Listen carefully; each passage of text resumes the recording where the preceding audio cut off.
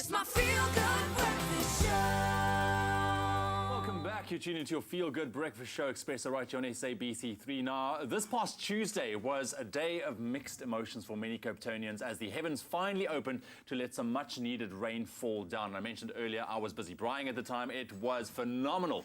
But this, with the news that day zero has been pushed back from 11th of May to the 4th of June, was a great relief. However, we are not out of the woods just yet, as it is official that the drought we are currently experiencing is a national disaster.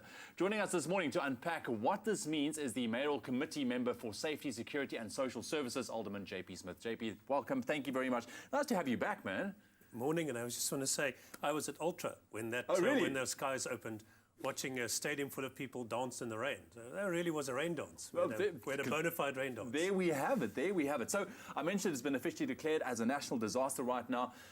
What plans or systems have been put in place to carry us now forward? What's happening? So remember, the city declared a disaster in September last year already. Yeah.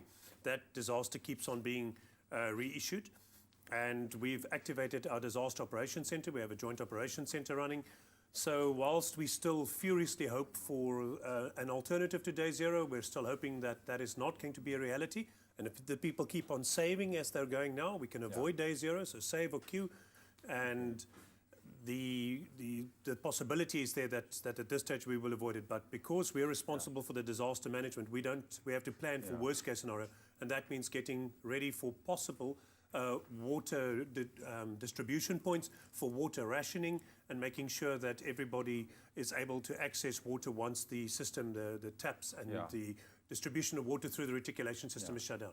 What is currently happening with the water collection points? 200 has been identified. I know that you're putting a lot of emphasis at the moment on it in terms of making sure that it's going to be working properly. Where are we in that stage? So we've finished the 200. We're probably closer to 230 now. Okay. Water collection points.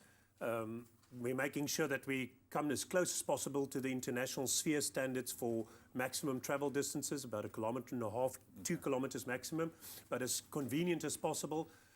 Plus the 474 clusters of standpipes and informal settlements, because remember, they remain online. They're already effectively water collection points. They're already pods. And then your critical infrastructure, harbour, airport, etc.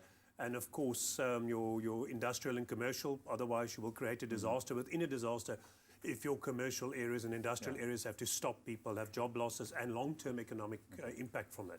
I want to ask you this. Obviously now with the fear of day zero, thank goodness has been pushed back now even further, but we've seen people stockpiling water like mad. Social media has been blowing up with people just buying water, almost like fighting over water, and the City of Cape Town has advised against stockpiling water. Why is that? Because we don't think it's necessary, and in fact, the stockpiling might, depending on what you're stockpiling with, drive us closer to the day zero. Yeah. If you're taking a whole lot of water out of the reticulation system, that water is ultimately coming from the dams, and you're putting it into containers in your home. The water you store in containers cannot be stored indefinitely, and you have to store it in a cool, dark place. Yeah. Otherwise, you might actually not be drinking safe water. And that's just driving us closer. At the moment, if everybody just keeps to as low as consumption as possible, the closer we get to 450 million litres a day, the better. We're on that, almost on that 500 million litre level. That's amazing if you think we started at over 1 billion litres. Yeah. So extraordinary ability of Cape Townians to save. And the positive, the serendipitous side effect of all of this is that we have out of this crisis, maybe learned how to be a little bit more responsible with this very precious resource called water that maybe we didn't previously have enough care for, and took a crisis to teach us how to save. In my own home, my consumption is down dramatically. I'm fighting furiously for my little dark green dot. And we could all probably learn how to be a little bit more frugal with water, and that includes commerce and industry. From an event side, the city is now not approving any events or film shoots where they have not also submitted a water management plan. So we're seeing the water savings percolate right through the civil society. And a big hand to everyone down in Cape Town, who's been doing and pulling their weight and putting weight behind actually pushing day zero back. Thank you very much for all the work that you do. I know that you've been super busy over the past while. Alderman JP Smith joining us. Now, if you would like to keep up to date with the water situation in Cape Town, you can always just visit the City of Cape Town Alert Twitter page, and also for the general advice on how to conserve water without jeopardizing your health, then visit capetown.gov.za.